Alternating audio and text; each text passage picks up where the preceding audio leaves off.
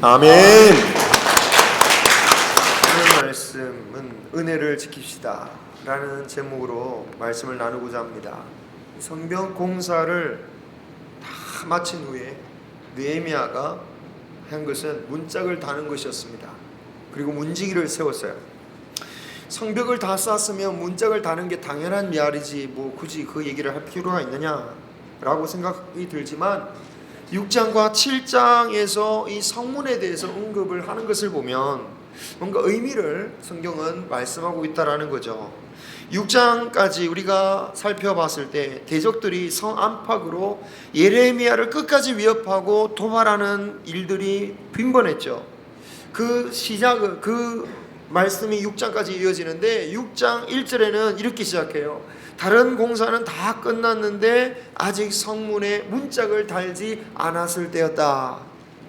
그런데 7장에 들어오면서 이제 문짝이 달리면서부터는 더 이상 외부나 내부의 그 대적들의 활동에 대한 기록이 없었다라는 거죠. 이것은 대적들을 막기 위해서는 성문을 닫고 지키라는 의미가 주어진다라는 겁니다. 물론 현실적으로 성문을 닫았다고 해서 뭐 첩자가 오지 않느냐, 뭐 대적들이 도발하지 않느냐 그런 문제가 아니라 이 성경에서 그 성문에 대한 영적인 의미를 우리에게 가르쳐주고 있다라는 거, 그것에 우리가 주목을 해야 된다라는 거예요. 그래서 3절에 보면 느헤미야가 문지기에게 성문의 빗장을 지르게 하고 낮 해가 높이 뜨기 전까지는 문을 열지 말라. 신신당부를 합니다. 여러분, 이렇게 예루살렘 성을 짓고 성문을 걸어 잠궈 지켜야 한 것처럼 우리에게 주시는 영적인 의미가 뭡니까? 하나님 나라를 세워가는 우리도 성문을 닫고 지켜야 할 것이 있다. 우리가 지켜야 할 것이 무엇일까? 오늘 이 자리에 오시면서도 예배 드리기 직전까지도 지키지 못한 것일 수도 있습니다. 그게 바로 은혜입니다. 예배, 따뜻한 예배 들어왔더니 갑자기 추워지네. 막 소리가 막 솟아나고, 은혜가 안 되네. 저 사람은 왜 저렇게 막 하품을 하고 예배하는데 그러지? 이런 것들이 막 오는 거죠.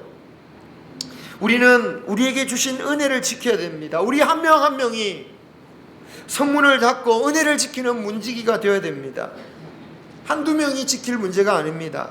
우리나라 성들도 보면 동서남북으로 남북으로 최소한 4개 문은 있잖아요. 그런데 예루살렘 성에는 10개의 문이 있었습니다. 지난번에도 살펴봤지만 양만 들어가는 양의 문, 심지어 물고기가 들어가는 어문도 있었습니다. 다윗문도 있습니다. 그리고 옛문이라는 문도 있고 골짜기 문이라는 곳도 있고요. 심지어 배설문이나 쓰레기가 나가는 분문, 똥문이라고 하죠. 이 분문까지 10개가 있었어요. 그런데 이 문들만 지키는 게 아니라 3절에 보면 하반절에 느헤미야가 예루살렘 주민이 각각 자기가 지키는 곳에서 파수하되 자기 집 맞은편을 지키라. 예루살렘 성에, 하나님의 성에 사는 모든 사람이 각자 자신이 거한 곳에서 하나님이 주신 그 나라, 그 은혜를 지켜라 라고 말씀하고 있는 거죠.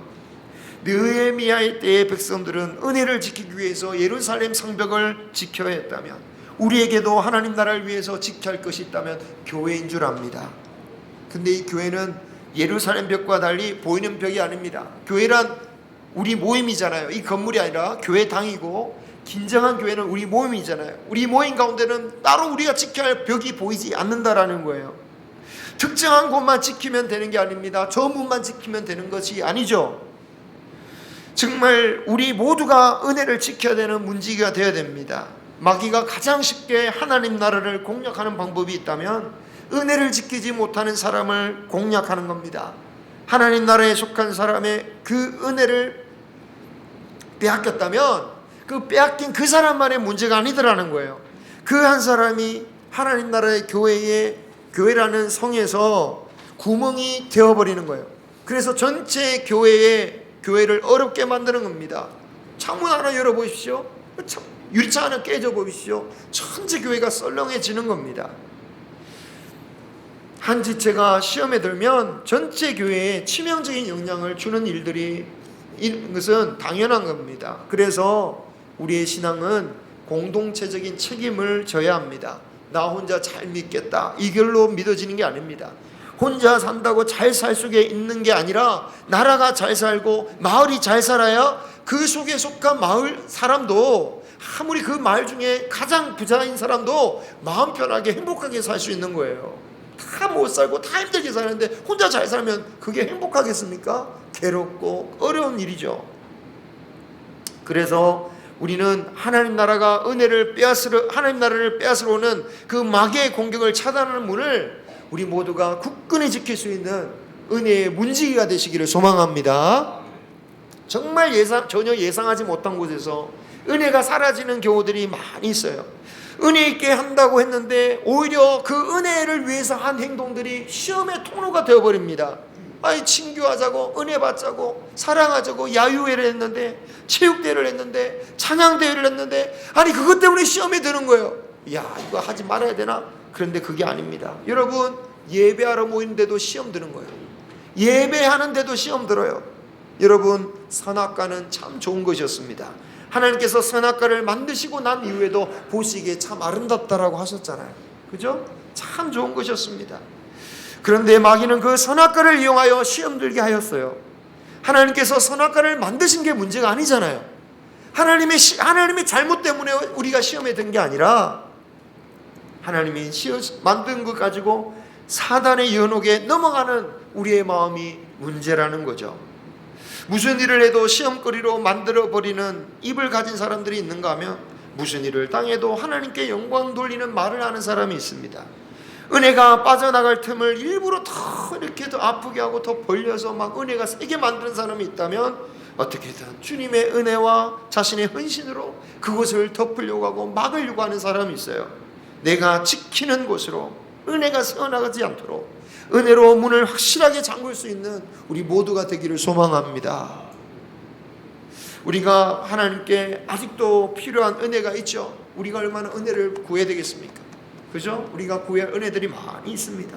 그런데 우리가 기억해야 할 게 있습니다. 우리가 이미 가진 은혜 중에는 우리가 앞으로 받아야 할 은혜보다 어떤 것보다 더 귀한 은혜는 이미 우리에게 주어졌다라는 거예요.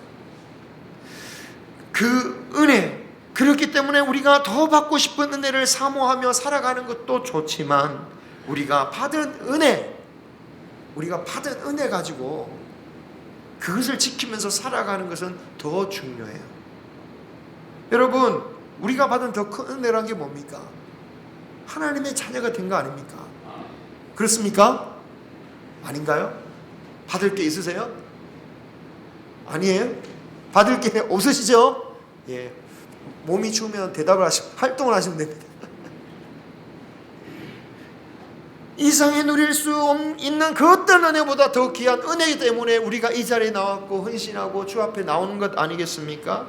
이 은혜를 지키시기를 바랍니다. 여러분, 이소부아에 자기가 물고 있는 떡, 자기 건지도 모르고 지나가다가 저 물가에 비친 거 보고 야, 저것도 내가 먹어야지 이러면서 입 벌리다가 마저 자기의 음식까지 잃어버린 것처럼 내가 받은 그 귀한 은혜가 있는데 내가 아직 받은 은혜가 없다고 그것 때문에 시험 들고 그것 때문에 떨어지면 정말 좋은 것을 잃어버리는 우리의 모습이 아니겠습니까? 여러분, 예루살렘 성을 공사를 완성했다라는 것은 이스라엘 백성들에게는 큰 은혜였습니다. 정말 그 일이 과연 일어날까, 정말 가능할까 했던 그것이 하나님의 은혜로 말미암아 이루어졌습니다. 하지만 그 은혜로 받은 성, 그 성을 지키는 사람이 없는 게 문제가 돼요. 4절에 보면 이 성 안에서 사는 주민은 적었고 집은 미처 건축하지 못했다라고 말하고 있습니다. 성을 크게 지어놓으면 뭐합니까? 만약 성 안에 사람이 적다면 그 예루살렘 성을 유지하기도 힘든 거잖아요. 여기서 의문점이 있죠. 아니, 왜 주민이 적지? 그 예루살렘 성을 짓는 사람들도 많았는데 3차에 걸쳐서 바벨론에서부터 돌아왔던 이들의 숫자는 결코 적지 않았죠. 물론 남은 숫자에 비하면 훨씬 적은 숫자였지만 솔직히 예루살렘 성이 그 성에는 차고도 넘칠 만한 인원이 왔던 거거든요. 그들은 다 어디로 갔냐 말이에요. 그들은 대부분 자기들의 성읍, 자기들의 고향에 머물렀고 그곳에서 정착했다라고 나와 있습니다. 정착하기에 고향보다 좋은 곳은 없겠죠. 무엇보다도 예루살렘에 정착하고 싶어도 현실적으로 정착하기 힘든 이유가 있었습니다. 뭐죠? 우리 설교를 통해서 많이 들었죠. 대적들 때문에 그래요. 성벽도 없고 조금만 잘 되려고 하면 대적들이 와서 그냥 괴롭히고 힘들게 만드는데 위험하니까 살지를 못하는 거죠. 주목은 주목대로 받으면서 그런 어려움을 두니까 그들은 고향에 나가 살 수밖에 없었다라고 한 것입니다. 정작 그래서 다 완공하고 나니까 이제 그 고향에 사는 사람들이 이 공사 때문에 왔어요. 공사 때문에 함께 힘을 모아서 짓자 이래가지고 고향을 잠시 내려두고 왔는데 이제 공사가 끝났으니까 그들은 어디로 갑니까? 자기가 살던 집으로 가려고 하는 거예요. 정작 남은 사람이 몇 명 되지 않는 겁니다. 하나님의 은혜로 완공되었는데 정작 예루살렘에 사람이 살지 않는다면 예루살렘 성은 다시 황폐해질 수밖에 없을 것입니다. 하나님이 주신 은혜를 지킨 사람이 없는 거죠. 하나님이 그 백성을 위하여 전부터 하셨던 약속, 그것을 주셨건만, 그 은혜를 주셨건만 정작 그 은혜를 받아놓고 그렇게 그들이 바랐던 새 예루살렘 성, 새 하나님의 성전 그렇게 바랐는데 정작 그것을 지킬 사람이 없다면 어떻게 되겠습니까? 우리 교회가 그렇게 되면 안 될 겁니다. 예배당도 리모델링 되고 주변 환경도 지금 이렇게 진짜 성벽처럼 막 정리되고 있는데 정작 우리 안에서 하나님에 대한 은혜를 지키지 못한다면 그 지키고자 하는 수고가 없다면 안 되는 거죠. 우리가 우리에게 주신 은혜를 지키는 게 소중합니다. 예루살렘을 지키듯 교회를 지키는 것이 정말 중요해요. 현대 그리스도인들이 신앙을 하나님 나라의 회복이라는 관점보다는 개인적인 삶에 국한시키죠. 날만 잘 믿으면, 나 구원받으면 큰 문제가 없다라고 생각합니다. 여러분, 그렇지만 하나님 나라가 이루어지지 않으면서 내 신앙이 잘 되어질 거라고 생각하는 것은 오해예요.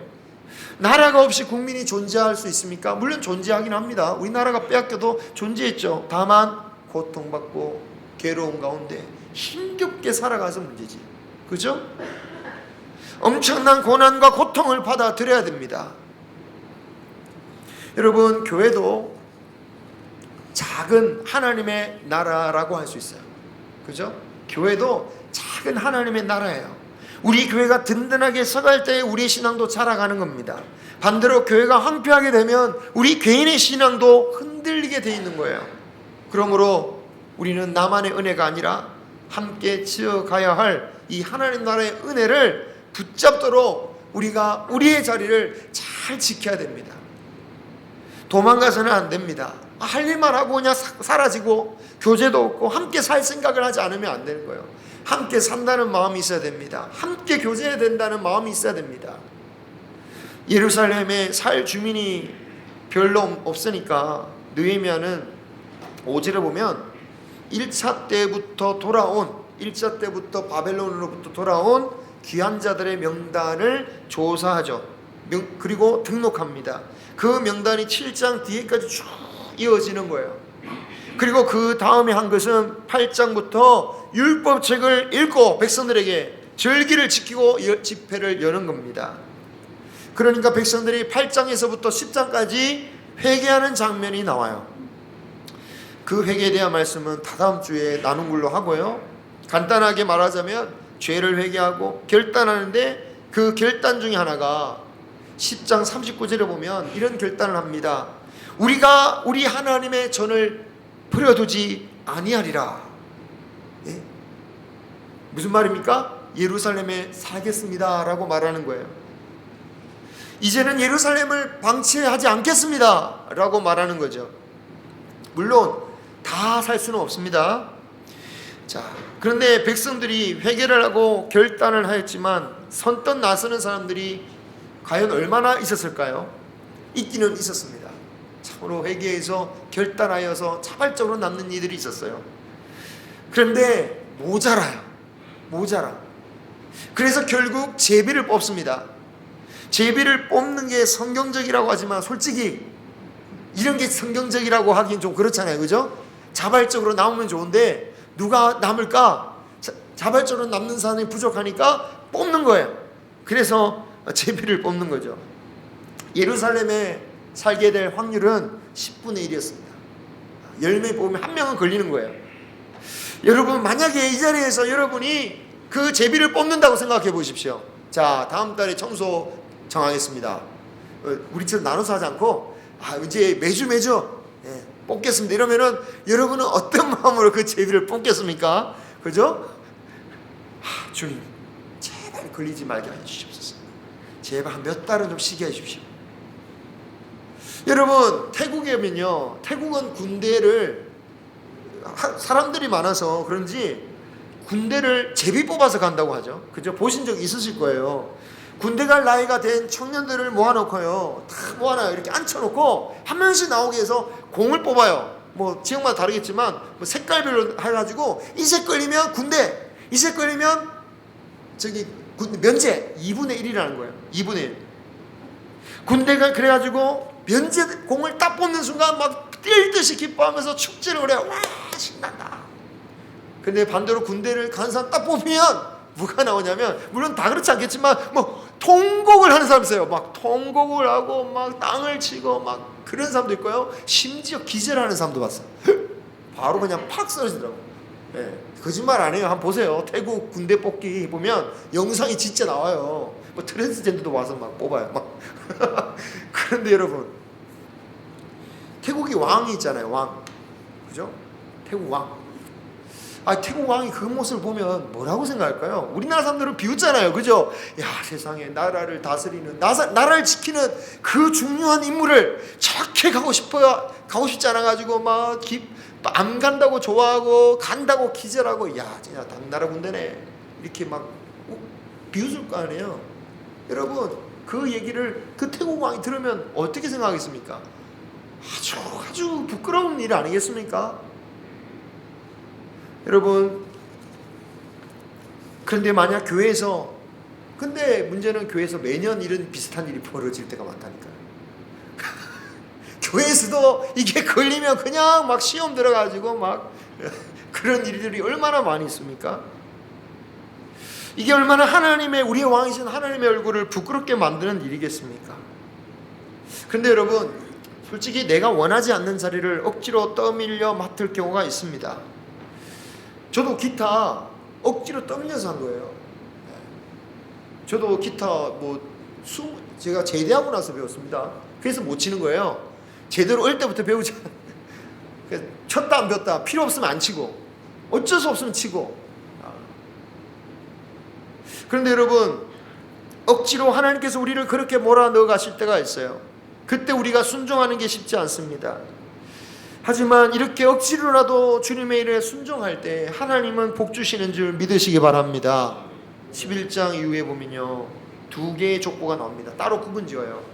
어떻게 구분 짓냐면, 예루살렘에 남은 사람의 족보, 남지 않은 사람의 족보가 나와요. 그런데 그냥 자기 고향에 간 사람들은 이름만 나와요. 그렇지만 예루살렘에 남아있는 사람들을 향해서는 그들이 족장이고 그들이 큰 용사며 그들이 어떤 일을 했는지에 대해서 구체적으로 기록하고 있다는 거예요. 하나님이 관심이 어디에 있는 것입니까? 하나님은 누구를 인정하고 계십니까? 여러분, 예수님이 십자가를 지시고 골고다 언덕으로 가실 때에 지쳐서 지지 못하시고 자꾸 넘어지니까 로마 군병이 구경하고 있던 구린의 시몬에게 억지로 씌우잖아요. 억지로 십자가를 지게 되었지만 놀라운 것은 우리 복음서를 보면 그의 가정이, 그의 아들과 그의 아내가 복음 역사에 쓰임을 받는 것을 보게 되더라는 거예요. 억지라도 은혜의 자리를 지키시기를 바랍니다. 왜 나를 시켜서 이렇게 하냐고 화를 내지 마시고, 은혜를 지킬 때에 하나님께서 그런 자들에게도 복을 내려주실 줄 믿습니다. 이렇게 억지로 남아있는 자들에게 복을 주셨다면 자원하는 자에게는 또 얼마나 큰 복을 주시겠습니까? 제비를 뽑지 않고 스스로 자원하여 남아있겠다라고 했던 그 백성들을 향해서 나머지 백성들이 막 축복을 해줘요.